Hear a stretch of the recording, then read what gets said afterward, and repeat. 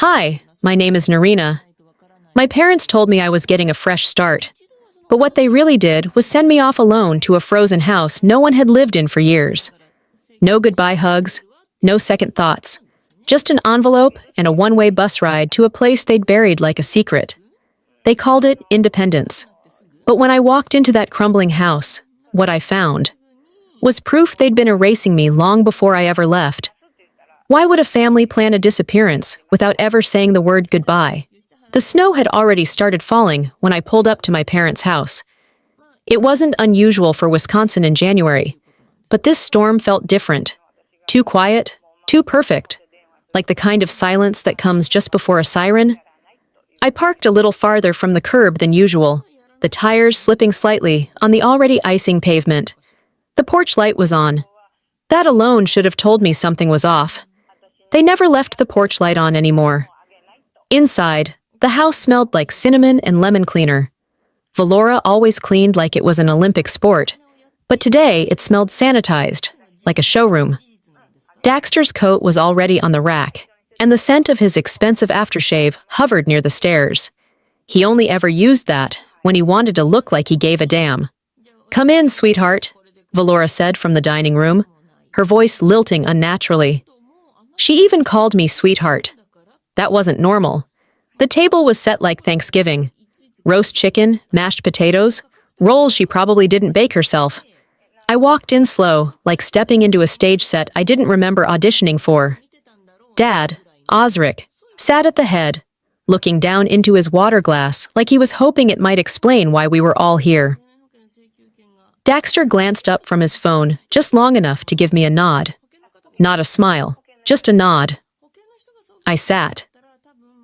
"We've been talking," Valora began, her hands folded neatly over a cloth napkin.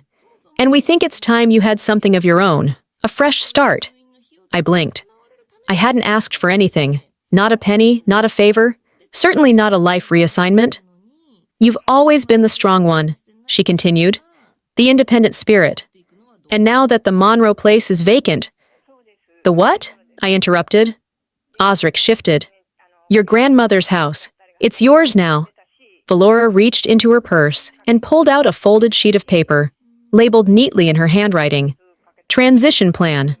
My stomach dropped before I even opened it. Inside, the words blurred with a cold clarity.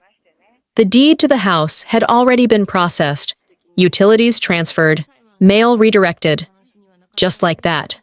No discussion, just decision. I forced a nod. "And this was when decided?" "Oh, it's been in motion for a while," Daxter finally spoke, without looking up. "We just didn't want to overwhelm you." "Right. Overwhelm me. Like sending a person into exile without calling it that." I excused myself to the bathroom, hands trembling. Not with anger, not yet.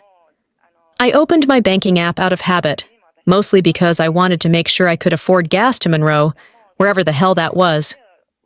The joint savings account I'd shared with Valora, what we'd used for Eudora's hospice care, and where I'd kept my emergency fund, was gone, closed, zero balance. I didn't scream. I didn't cry. I just stared at the screen like it might blink and change back. But it didn't. It just stared back at me like I should have known. Back at the table, Valora smiled as I returned. "All set?" "Yeah," I said, sitting down, the room spinning gently. "All set." I didn't eat. I couldn't. Every bite on that plate had been dressed up like comfort, but I couldn't taste anything. "You've always been so strong," Valora said again, pouring wine only for herself. "We knew you'd make this work." And now, that line, I saw it for what it really was. Not praise, not encouragement. It was permission to vanish. I nodded slowly, a mask of politeness slipping into place. They wanted me gone, wanted it neat, wanted it without scenes or accusations. I could play that part, for now. When the night finally wrapped itself in silence, I rose to leave. Daxter barely looked up. Valora offered a hug, but I sidestepped it, reaching instead for my coat. Osric met me at the door. No hug, no warmth, Just a stiff handshake and 4 words. Let us know, okay? I nodded. I stepped into the snow. It slapped against my face and shoulders like tiny punishments, but I didn't pull my collar tighter. The cold didn't matter anymore. I clutched the envelope, transition plan, as I walked toward the car. The porch light dimmed behind me, and it hit me like a whisper I hadn't wanted to hear. I'd been dismissed. Not sent. Not offered. Dismissed. As I walked away into the freezing snow, I still held on to the envelope I hadn't dared to open yet. The next evening, I got the text around 5. "We want to send you off properly," it read. Valora always did love phrasing things like a press release. I stared at the message for a full minute before responding with a simple, "Okay." I didn't have the energy to argue. Part of me hoped there was some sense of regret behind it, some late realization that they'd handled things poorly. But mostly, I knew better. By 6, I was back at the house, the same one where I'd been handed an eviction disguised as a gift. Snow was already caking the street, a fresh advisory blinking on the highway signs I passed. I parked further down this time, not wanting to block anyone else's way out. The front door opened before I could knock. Valora's voice floated through the hall. "Come in, honey, we're just getting started." She was wearing a champagne-colored blouse and too much perfume, as if overdressing could cancel out what had already been done. Streamers hung from the dining room chandelier. A banner that said "New Beginnings" curved above the windows. On the table sat a cake, a gift bag stuffed with tissue paper, and a roast that was already cooling on the serving plate. I felt like I was walking into a staged goodbye party for someone who'd already died. Daxter's wife, Amber, waved like we were best friends. Aunt Rhea smiled wide and offered a glass of cider. No one asked how I was feeling. Not one soul asked if I was okay. The only thing anyone wanted to know was what I planned to do once I got settled in Monroe. I mumbled vague answers, letting their questions pass through me like static. The whole evening felt like a script they'd rehearsed without me. Even Osric managed a half-hearted chuckle when Valora made a joke about me finally learning how to garden.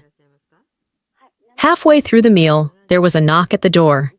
A delivery guy in a red parka handed over a manila envelope. Valora accepted it like she'd been waiting for it all night. "Oh, perfect timing," she chirped, turning toward me. "Go ahead and open it, sweetie." I stared at her. "What is it?"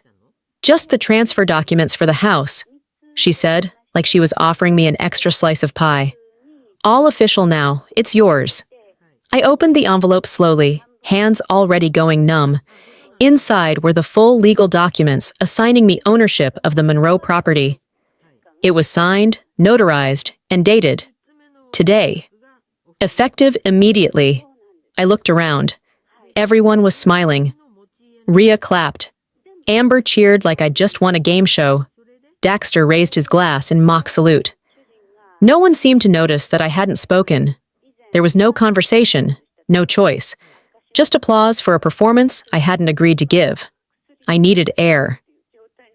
I slipped out the side door, letting the cold slap me awake. The wind hit hard, stinging my cheeks and filling my lungs with something real for the first time all night. That's when I heard Mrs. Langston's voice behind me. "Heading to Monroe already?" she asked, her breath forming tiny clouds in the air. She was bundled in a wool coat, her snow boots crusted with salt. "Just stepping out," I managed. She smiled gently. "I always thought that house was yours all along. Your grandma told me it was settled years ago." My spine stiffened. "She did?" "Oh, yes," she said with a nod. "Said she left it to you directly. Said you'd understand why." I didn't respond. I couldn't. Back inside, everything had cooled. The roast sat untouched. The room buzzed with meaningless chatter. And then I saw it. The cake. Sitting in the center of the table like a final joke. "Congrats, Marina," it read. "Marina." Daxter glanced at me and shrugged. "Just a typo. Don't let it ruin the mood." I picked up the cake knife, stared at the frosting that was supposed to spell my name, and handed the blade to Valora. "You do the honors," I said, my voice flat. "I think I'm done celebrating." No one said a word. The room didn't fall silent, so much as it froze in place. I turned and left before anyone could stop me. The envelope clutched in my coat pocket like it might catch fire at any second. I walked away before anyone could stop me, holding the envelope like it might burn through my coat. I walked the entire way home. The snow wasn't falling, it was attacking. Wind whipped my cheeks, and flakes stung my eyes, but I didn't pull up my hood. My gloves stayed in my coat pockets. My fingers were red, stiff, and wet from gripping the envelope like it was the last piece of me I could hold on to. That paper didn't weigh more than a few ounces, but somehow it dragged my entire arm down with it. Storefronts along the street glowed with warm light, families inside laughing, sharing meals. The contrast cut deeper than the cold. Their worlds felt whole. Mine felt like it had just been handed to someone else to dismantle. By the time I reached my apartment building, I was soaked to the knees. I walked the 3 flights of stairs instead of waiting for the elevator. Each step gave me time to push the tightness in my chest down, just far enough to unlock the door with a steady hand. As soon as it closed behind me, I let go. Not in the loud, crashing kind of way, just collapse. My coat puddled on the floor. My boots leaned like they wanted to fall over. I sat on the edge of the couch, and for the first time in years, I let my face crumple. No sobbing. Just a stillness too heavy for breathing. Sleep didn't come. I made tea, didn't drink it, opened the fridge, closed it. I paced the living room, checked my phone, ignored it again. Eventually, I found myself in the hallway closet, pulling down the worn cardboard box I hadn't touched since the last time I'd thought about leaving Milwaukee for good. Inside were fragments, yearbooks with sticky pages, school photos from picture days I barely remembered, a few postcards from Grandma Eudora, and a dusty manila folder labeled Keep. At the bottom was a photo from my 10th birthday. It used to sit on the mantel in my childhood home. We were all in it. Me, Daxter, Valora, Osric, even Aunt Rhea. I remembered the cake, vanilla with strawberry frosting, and I remembered the balloons. I remembered being happy. Now, my face in the photo had been scratched out. Not torn, not faded, scratched. Like someone had taken a pen or the edge of a coin and carved through my image. Just me. Everyone else was intact. I stared at it, numb at first. Then heat surged from my spine to my scalp. I flipped it over. On the back, in Valora's handwriting, it read, "Family, 1994. Apparently, not all of us." I reached back into the box. Underneath a folder of report cards was a red notebook, my diary from middle school. I hadn't seen it in over 2 decades. I opened it slowly, as if it might bite. The first few pages were harmless. Sketches of trees, notes about Eudora's garden, my list of books to read when I'm a grown-up. But then, near the middle, something shifted. Entire pages had been scribbled over in angry red pen. Notes scrawled in the margins. "Don't be so dramatic. This makes us look bad. And once, why would you even write this?" It was her handwriting. Valora's. Clear as day. I sat back on the floor, my knees pulled in tight. What kind of mother reads her child's private thoughts, only to shame her for having them? This wasn't just a forgotten diary. It was a gag order, a silencing, a red ink rejection of my voice. I started connecting dots in my head. How my stories were never the ones told at family dinners. How my memories were always corrected. "That's not how it happened," they'd say. How every time I challenged their version of things, I was labeled ungrateful, difficult, unstable. What if all of this transition, this gifting of the Monroe house, wasn't just abrupt? What if it had been in motion for years? What if it wasn't a sudden exile, but a long, quiet removal of my place in the family? I stood, walked to the kitchen counter where I'd dropped the envelope the night before, and picked it up. I hadn't looked at it since the party. Something in me had known I wasn't ready. I unfolded it carefully. The top pages were just what I remembered. Ownership confirmation, county records, change of address notices. But then a page I hadn't noticed slipped out from between them. It was a handwritten checklist. Utilities off, locks changed, keys sent, name removed, all in Valora's script. That wasn't a plan for transition. It was an erasure. I stared at that checklist, each bullet point stabbing like proof I was never meant to stay. By morning, the storm hadn't let up. It howled outside my apartment, like it had something personal to say. The windows were fogged, the snow stacked high on the sills, and I hadn't slept a minute. Not because I couldn't, but because I wouldn't. Sleep felt indulgent when you just learned you were erased like a typo. The checklist sat on the kitchen table, Valora's handwriting still crisp, still smug. Locks changed, keys sent, name removed. There wasn't a single word of hesitation. It read like a to-do list for canceling a subscription. Only the subscription was me. I folded the list in half, and then again, but I didn't throw it out. That would have let her win twice. Somewhere near the back of my mind, a decision had started to form. It didn't come with fanfare or lightning bolts, just a quiet steadiness settling into my chest. I got dressed, layers, thick socks, boots, and pulled the old box from the laundry closet, the one I hadn't touched since before Eudora died. The lid creaked as I opened it. Inside, a pile of folders, a few rolled posters from school projects, some printouts of college applications that never got sent. Beneath them all, I found the certificate. Regional Arts Showcase finalist, age 17. My name still visible beneath the coffee stain. The edges were curled, one corner torn. I remembered Valora pulling it down from the fridge the morning after I taped it there. "Don't be dramatic," she'd said, tossing it on the counter like junk mail. "That's not real success. You think that'll get you into something worthwhile?" Back then, I believed her. Now, I tucked the certificate into my coat pocket. Behind the art folder was another, labeled private. I hesitated. It was old, brittle. Most of the papers inside were yellowed, folded and refolded so many times they looked like origami. A summer camp letter I'd written, returned and never opened. My handwriting was loopy and hopeful, the kind of letter that starts with, "Hi, Mom and Dad," and ends with, "I miss you so much." They never read it. And then, at the very bottom, I found a sealed envelope with my mother's cursive. Tight, straight lines, always too neat to be warm. I opened it with shaking fingers. "We've given her enough," it began. "At this point, she has to make it on her own. She takes too much space and gives nothing back." There was no sugarcoating, no nuance, just cold strategy. It was signed by both Valora and Osric, dated just 3 months ago, right around the time they started prepping the Monroe house. So it wasn't an emotional decision. It wasn't born from some heartache or family misunderstanding. It was business. I sat for a while, the letter in one hand, the checklist in the other. Everything Valora ever told me about tough love or teaching independence dissolved in that moment.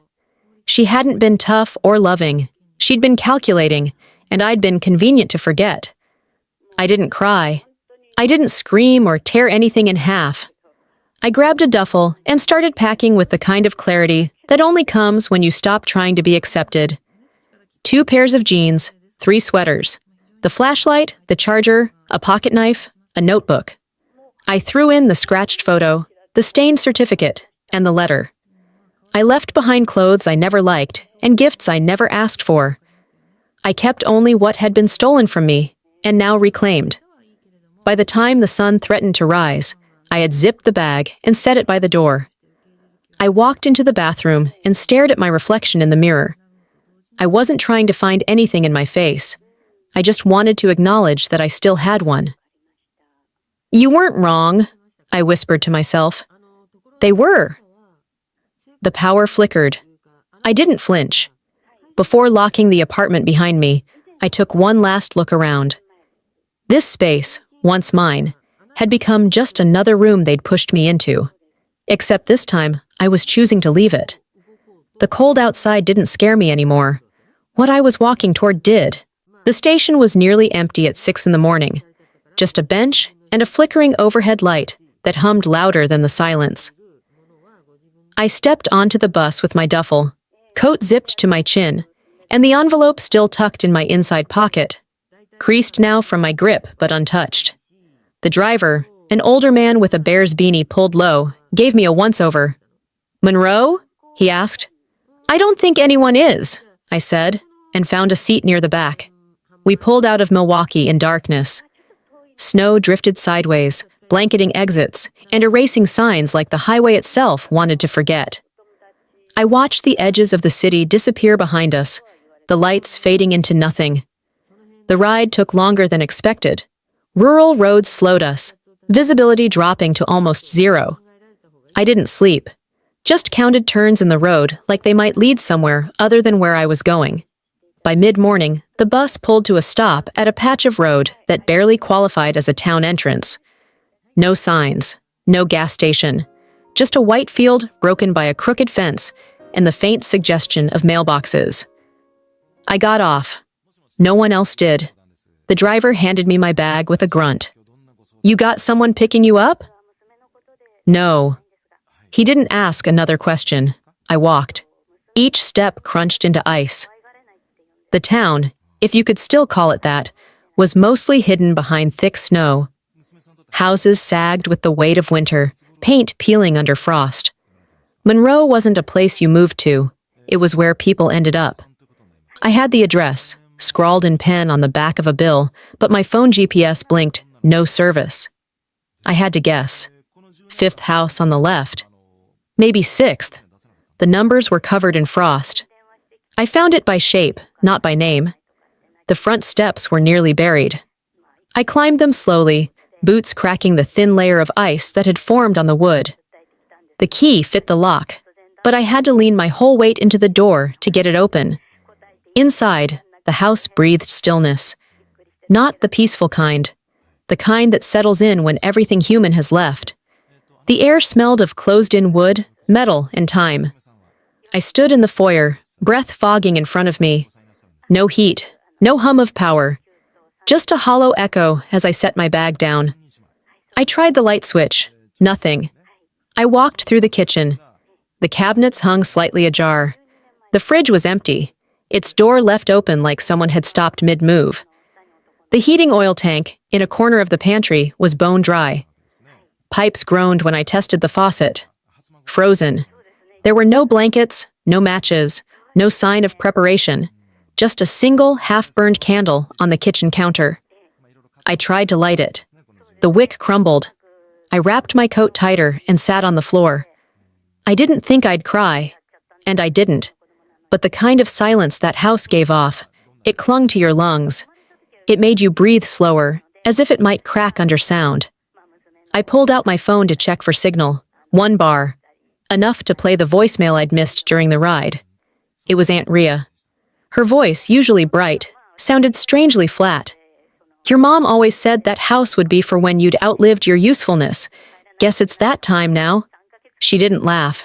She didn't soften it. That was the whole message. I listened to it twice, then deleted it. Outside, the wind howled through bare trees, shaking the windows in their frames. I walked back into the kitchen. The candle still sat there. I picked it up again, tried lighting it with the one match I found in my coat. It sparked, then went out. "You sent me to freeze," I said out loud, to no one. "Let's see if I thaw on my own." That night, I didn't sleep. I waited, but I didn't know what for.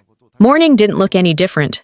The light outside had changed from pitch black to that particular shade of cold blue that only comes when everything's frozen stiff. I hadn't slept. Not because I couldn't, but because my body had surrendered to stillness.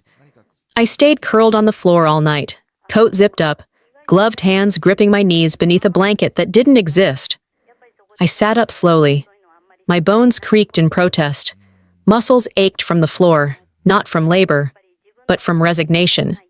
The house didn't groan, didn't sigh. It just watched. The heat still hadn't returned. I knew that by the way my breath hung in the air, stubborn and visible. But I wasn't as fragile as yesterday. I was hungry, but I didn't look for food. I looked for evidence. I started with the old hallway. the one with water-stained wallpaper and warped baseboards. I opened doors I hadn't touched yet, closets that creaked like they hadn't been disturbed in years. In the last bedroom, beneath a dusty blue comforter folded on a chair, I found a dresser sealed with layers of aged packing tape. I pulled until it gave way. Inside was a mess of tangled yarn, old pins, scraps of faded fabric. My grandmother's sewing box, just as I remembered it. Underneath was a stack of papers, property tax receipts, old Christmas cards, and a thin manila envelope labeled in pencil, barely legible. For Narina, if they let her come. I sat back on the floor. My fingers trembled. Not from cold this time, but something close to fury. Not rage, not yet. Something colder, sharper. A kind of quiet knowing. I opened the envelope.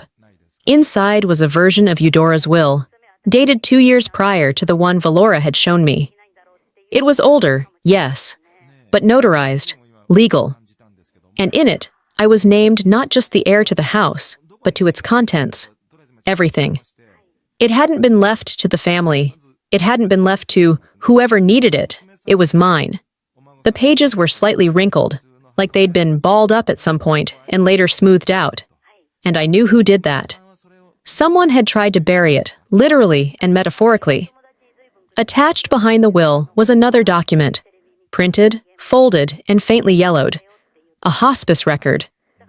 My name, clearly typed, listed as Eudora's primary caregiver for the last 5 months of her life. The signature at the bottom was nearly erased, a soft gray smudge where ink used to be. But the header was intact, and the seal still showed. I remembered printing this record. I remembered handing it to Valora during the week we packed Eudora's things. She hadn't even looked at it. "You don't need to show off with your sacrifices," she'd said, stuffing it into a drawer. I stared at it now. It wasn't a trophy. It was proof that I'd been there, that I mattered, that I wasn't a footnote in someone else's plan. I walked back into the kitchen. My hands moved automatically, grabbing a small jar of candle wax from the drawer near the sink. I used a piece of twine I found in a tool drawer and twisted it into a wick. I placed it in a bowl, lit it with the last match in my coat pocket, and watched the small flame come to life. I sat beside it, knees pulled in again, this time with the documents in a stack beside me. I didn't look away from the fire. Not once. They had planned this. Not yesterday. Not last week. Long before the party. Long before the Monroe house came up in conversation. They had laid the tracks. I was just the one they pushed onto them. And now, I had something they didn't expect. Their own paper trail, sealed in their own handwriting, buried in the walls of the very house they thought would silence me. And if they planned it this far back, what else have they buried? The third morning in Monroe didn't begin with warmth. It never did. But at least it brought light. Sunlight sliced through the slats of the broken blinds, painting thin lines across the peeling wallpaper. I sat on the floor, back against the wall, legs curled beneath a blanket I'd fashioned out of an old curtain. My phone rested on the windowsill, plugged into a solar charger I'd found tucked in the back of a drawer. I didn't know if it would work. I didn't care. Hope was a currency I wasn't trading in that day. An hour later, the screen flickered to life, 10% battery. Just enough for a message. Maybe 2. And there it was. A voicemail from my cousin Claire, time-stamped late the night before. Probably accidental. Probably something dumb. I almost deleted it without listening. Almost. I hit play. At first, just silence. Then the unmistakable ding of a Zoom notification, followed by voices. Tinny, compressed, but clear enough. Valora's voice. "Let's not drag this out." Daxter. "It's settled, right?" A pause. Then Osric, barely audible. "She won't come back, not after she sees it." Valora again. "We've moved on. This is the cleanest way." I didn't realize I was holding my breath until the recording ended. I sat frozen, the phone loose in my hand. They weren't discussing the house. They were discussing me, not as a daughter or a sister, as a task, a problem, a disposal plan. I played it again, slower this time. I wrote down every word I could catch. Not for proof. For permanence. I needed warmth. Something real. I opened a can of soup I'd tucked under the sink and lit the wax-entwined flame from yesterday. The tiny fire wobbled, almost uncertain, then steadied. As the steam rose from the pot, I felt something shift in me. Not anger, not the kind that explodes, the kind that crystallizes. Moved on? I muttered. From me! I pulled the zip bag I'd labeled the day before. Proof. From my duffel. Inside were the old will, the hospice document, the scratched-out photo, the checklist from Valora. I added the voicemail transcript to the pile. I didn't have a plan yet, but I had intent. The phone buzzed again. Unknown number. I answered. A man's voice, gravelly but warm. Is this Narina? Yes. My name is Elbridge. I was Eudora's attorney. I handled her original estate file. I just found out the will on record has been replaced. My mouth went dry. Replaced? I didn't approve that revision. I don't think Eudora did either. She had no reason to. There was a rustling sound. Papers, maybe. I'll send you what I have. And then the line went dead. Battery, 0%. I stared at the screen, not surprised, just annoyed at the timing. I had no charger beyond sunlight, and that was fading fast. But I didn't need more words. He had confirmed what I already knew. I'd been written out, deliberately, quietly, illegally, maybe. The house creaked as the wind shifted outside. A tree branch scraped the window. I lit my last candle. The flame danced taller than the others had. I laid out every piece of paper I had, lined them on the floor like sacred text. Not because they made me feel powerful, but because they reminded me I wasn't crazy. They called it a transition. It was a burial. But I had the map. For the first time, I didn't feel like I was sifting through the ashes of what they gave me. I felt like I was holding the kindling of what I was about to build. If they could erase me from the will, maybe I can write myself back in. I walked to the library with the folder pressed against my chest like a shield. The Monroe wind was still sharp, but the thaw had started. Slush pooled at the corners of the sidewalk, and the sun peeked out in fragments through a sky that had stopped punishing. The librarian, a quiet woman named Marla, handed me the key to the community room with a nod. I didn't need to explain why I needed it. Small towns didn't ask questions out loud. Inside, the room smelled like chalk and forgotten bookmarks. I connected the borrowed laptop to the library Wi-Fi and laid the folder beside me on the table. Proof, I'd written on it, though I no longer needed the label. I knew what was inside. I scheduled the Zoom invite. 2. Valora Harding, Daxter Harding, Osric Harding, Rhea Stanton. Subject, clarification. No explanation, no pleasantries. They joined on time. Daxter showed up first, from what looked like his office. Shelves arranged just so behind him, like he wanted to be mistaken for someone intellectual. He smiled like nothing was wrong. Narina, he said smoothly, I'm glad you reached out. We were starting to get concerned. Look, there's no need for tension. Let's make this civil. Valora joined next, wearing a scarf that looked like it cost more than the insulation in my entire house. Let's be graceful, dear, she added. There's no need to drag this out in public. You keep the house. We'll help you maintain it. And maybe, down the line, we can revisit ownership if you find it too much to handle. Ownership. Like I was babysitting property I didn't deserve. I didn't respond. I clicked share screen. A file labeled proof opened. First came the copy of the older will. Clear, notarized, dated. My name in bold under sole heir. Then the hospice record with the faded signature. My name again, listed under primary caregiver. The photo, my 10th birthday, my face scratched out. The checklist. Name removed. Daxter's smile faded. He adjusted his tie. Valora didn't blink, but her mouth tightened, just slightly. Aunt Rhea leaned forward, peering at her screen. She didn't say a word. Then, without pause, I opened the last file. It was a video, Eudora's voice, filmed on her final week. Grainy footage, her face softer than I remembered. Her voice still carried weight. "This house was meant for Narina," she said slowly. "Not because she needed it, but because she honored me when no one else did. She didn't visit to be seen. She came because she listened, because she stayed." No one said a word. Rhea turned her camera off. Daxter leaned forward, his hand to his temple. Valora looked right at me, then looked away. I clicked, "Stop share." "I don't want money," I said quietly. "I don't need your help. I want you to leave this alone." "Narina," Daxter tried again, voice strained. "There are ways to resolve this that don't involve—" "If you erase me again," I interrupted, "I'll publish this. Everything." The silence that followed was the cleanest sound I'd ever heard. I clicked "Leave meeting." Back outside, the cold greeted me, but it didn't bite. It felt almost like breath, like the house had exhaled with me. I stood on the library steps, folder back under my arm, and whispered to no one in particular. They heard me this time.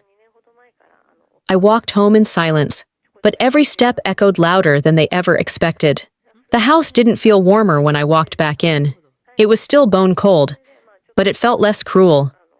Like the air no longer carried their silence, only mine. I closed the door gently, not out of fear of slamming it, but because loud things didn't feel necessary anymore. I kicked off my boots, set the folder on the table, and sat in the same chair I'd used the night I found the will. The same chair where I realized I wasn't crazy. I'd just been quiet too long. The Zoom call from earlier played back in fragments inside my head. Valora's forced smile. Daxter's flinch when Eudora's video began. Aunt Rhea vanishing off screen the moment truth became louder than their history. And Osric, nothing. He said nothing. They didn't call after. No text. No email. No rage. No denial. No guilt.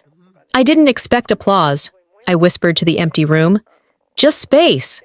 I powered on the borrowed laptop again, opened the proof folder. The documents glowed faintly on the screen, like silent witnesses.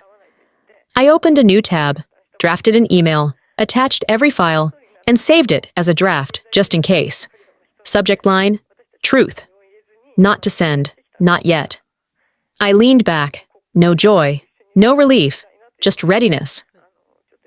At 9:42 p.m., my phone buzzed. The screen lit up with a single message from a number I hadn't saved, but knew by heart. Osric. It didn't have to be this way. I didn't respond. I didn't even let myself feel anything right away. I picked up a pen instead and jotted one line in the margin of an old receipt. No, it didn't. But you let it. That was enough. I slipped on my coat and walked out to the porch. The wind had calmed to something closer to a whisper, brushing past my face like a stray memory. Across the field, one house still had its porch light on. I didn't know the name of the woman who lived there, but Eudora used to wave to her every morning, even in the snow. Even when they forget you, she'd once told me, someone nearby remembers. I watched that warm square of light, not out of longing, but understanding. I wasn't the only person with a version of this story, and maybe I wasn't supposed to be. Back inside, I sat down at the table again and opened a fresh document on the laptop. Title, To Those Who've Been Erased. It wasn't a threat. It wasn't a manifesto. It was a beginning. I started with the smell of Eudora's cardigans, lavender and mothballs. The sound of her laugh when she read out loud, that slight rasp that came from too many winters without a scarf. The way she used to tap my wrist lightly whenever she disagreed with me, instead of interrupting. I wrote about how she never asked for grand things, just that people showed up when they said they would, that they remembered her birthday without needing Facebook to remind them. I didn't write about Valora or Daxter, not directly. This wasn't about dragging them through the dirt. It was about digging up the parts of myself they tried to bury alongside her. Each paragraph felt like a slow, steady inhale. Not a reclaiming, but a reintroducing. Of me. To myself. I wasn't writing to hurt them. I was writing to remember myself. The sun had finally returned to Monroe, if only in color. It hung low, glinting off the snowbanks like a distant apology, while the wind carried enough bite to keep every step sharp. I zipped my coat to my chin and walked the 6 blocks to the public records office without looking back. The clerk was the same woman who'd pointed me to the library earlier in the week. She didn't ask questions, just reached under the counter for the request log. "I need all documents related to the Monroe property," I said. "Transfer dates, power of attorney, anything with my grandmother's name on it." She looked me over once, not unkindly, then slid over a manila folder. "You're not the first to ask about this, you know." I didn't ask who else had. I took the folder to a corner table and flipped it open. The paper felt brittle, too thin for what it carried. I read each page slowly, letting the ink settle. Power of attorney revoked, 2 days after Eudora's final hospital admission. Submission date backdated by 5 days. Signature on file didn't match the one I'd seen on birthday cards my entire childhood. My heart didn't pound. It didn't need to. I was beyond panic now. This was arithmetic, a clean equation of betrayal. I returned to the counter. "Can I contest this?" She didn't blink. "You'll need a lawyer, but yes, you have a case." On the way home, I stopped by the bakery. The air inside smelled of cinnamon and sugar, a warm relief after the chill of documented fraud. As I waited for my coffee, a woman behind the counter gave me a once-over, then smiled. "You're Eudora's girl, right?" I blinked. Yes. She used to bring us marmalade jars in spring, said they were from your recipe, said you had the good hands in the family." I nodded, throat tight. "She was proud of you," the woman added, softer now. "Just thought you should know." That night, I boiled water over a small flame and sat down at the kitchen table with the documents. I scanned the power of attorney form, highlighted the submission date, and took a picture. Then I sent it to Daxter. No words, just the photo. 5 minutes later, my phone buzzed. "Daxter, you didn't have to go this far. I'm getting heat from all directions." I stared at it, then closed the screen. I didn't owe him a reply. Around 8, I walked down to the community bulletin board near the general store. It was pinned with old flyers, dog walkers, rummage sales, lost cat notices, and something new. A single sheet of white paper, printed in large, bold font. "Truth belongs to those who live it. Eudora's home is not for sale." No name. I hadn't put it there, but someone had. The wind had died down again when I returned to the house. The air was still bitter, but less defiant. I moved slower, with no reason to rush anymore. I locked the front door behind me and turned toward the stairs when I heard it. A soft knock. Not loud, not urgent. I opened the door to find a woman I didn't recognize. She wore a thick wool scarf and mittens that looked hand-knit. Her cheeks were red from the walk, her breath rising in puffs. "I'm from across the field," she said quickly. "Name's Helen." I nodded. "If you need help keeping the place warm," she said, "we still have wood." Her voice was plain, but it carried weight. It didn't sound like pity. It sounded like a door someone else had opened too. I hadn't asked for kindness, but that's when it started showing up anyway. By the 7th morning, something had shifted. The air still bit at my skin when I stepped out to check the frost line on the back door, but the cold wasn't personal anymore. It was just weather. I cracked the kitchen window open an inch, enough to let out the stale quiet, and put water on to boil with the calmness of someone who'd stopped waiting for the next blow. I pulled on Eudora's old work gloves and headed to the shed behind the house. It leaned slightly to the left and creaked like an old man's knees when I opened the door. Dust danced in the single beam of light breaking through the slats. I started clearing it out, shelf by shelf. Broken trowels, seed packets from years past, an empty birdhouse. In the back corner, behind a stack of rusted tomato cages, I found a wooden box. Labeled in faded pen, Eudora, letters and receipts. Most of it was mundane, grocery lists, clipped coupons, a stack of handwritten recipes on curled index cards. But near the bottom was an envelope, cream-colored and sealed, with one line scrawled across the front. Narina, when you're ready.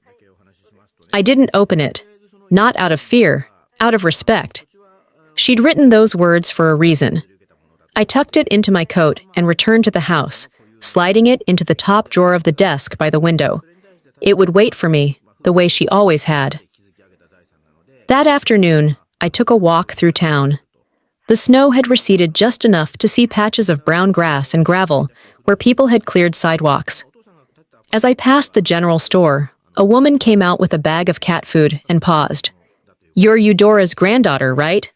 I nodded. She shifted the bag in her arms. "My sister worked hospice, said you were the only one who stayed, even when things got hard." I didn't respond, just nodded again, but the words landed somewhere behind my ribs. That evening, I brewed tea and lit a candle on the kitchen table. The house felt settled. The silence now was one I chose. As I turned toward the hallway, my phone vibrated on the counter. "Valora." The text came through like static. "If you ever want to be back in the loop, you know where to find us." There was no sorry, no admission, just a rope dangled with no anchor. I replied, "Thank you for the offer. I'm okay." Then I opened my journal and wrote, "The place they offered me no longer fits the woman I became without them. I didn't need to be in their loop. I had my own circle now, small, flawed, but mine." As night fell, I brought my mug out to the porch. The sky was bruised purple, stars blinking in behind the cloud line. I sat with the sealed envelope in my palm. I smiled at it, like you would an old friend you weren't quite ready to talk to. "When I'm ready," I whispered, and slipped it back into the drawer. Some letters teach you something just by waiting for the right moment to be read. The morning light came through the window, warm enough to skip the coat. I sat at the kitchen table in a sweater, hands wrapped around a mug that didn't steam as desperately as it had days ago. The envelope rested beside me, aged just a little more, as if waiting patiently for my hesitation to settle. I opened it. The paper inside was soft with time. Eudora's handwriting looped and steady, like she never doubted what she needed to say. "My Narina," it began. "I knew they would try to erase you. That's why I hid the truth in layers only you would know how to find. You were always the one who paid attention to the quiet things." I read slowly. Each line felt like a thread, pulling a tight knot loose in my chest. "I didn't leave the house for its value. I left it for its roots. You remember the smells in the pantry, the rhythm of the creaky stairs? That's more than anyone else carried. That's why it belongs to you." Her final lines weren't instructions or warnings. "Don't become bitter. You are meant to restore, not retaliate.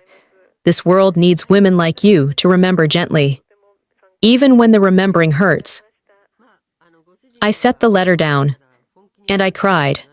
Not from pain, but because someone saw me without asking me to prove I existed. The house didn't echo anymore. It absorbed sound like it had been waiting for someone to stop yelling and just speak softly. I'd patched the pipes last week with the help of a local plumber who refused to charge me full price. The tiles in the kitchen were clean.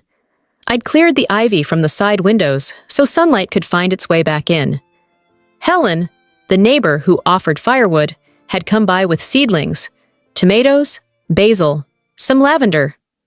"Start them inside," she'd said. "They need a place to take root." A little girl from 3 houses over stopped by the porch with a drawing, crayons and notebook paper. My name scribbled in big purple letters. "Miss Narina's library." I smiled. I didn't correct it. That afternoon, I taped a small sign to the front door.